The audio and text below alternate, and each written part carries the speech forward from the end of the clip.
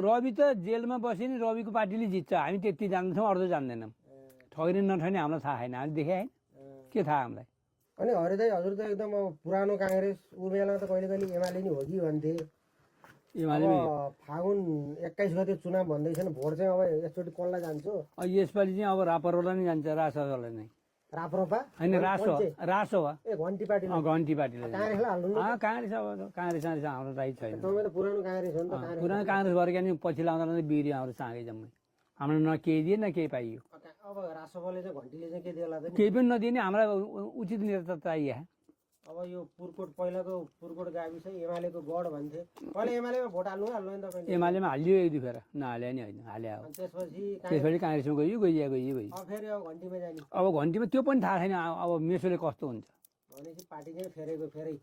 तिनवटा पार्टी हुने भयो हुन्छ हो आफ्नो उसको स्वतन्त्रताको कुरो हो होइन पल्ला हाल्ने रवि लामिछानेको पार्टीलाई भोट हाल्ने अब त्यस्तै छ विचार चाहिँ अब रवि लामिछानेलाई जेलमा लगेर थुने छैन अब तपाईँले भेट हाल्ने रवि छाने जेलमै भयो नि रवि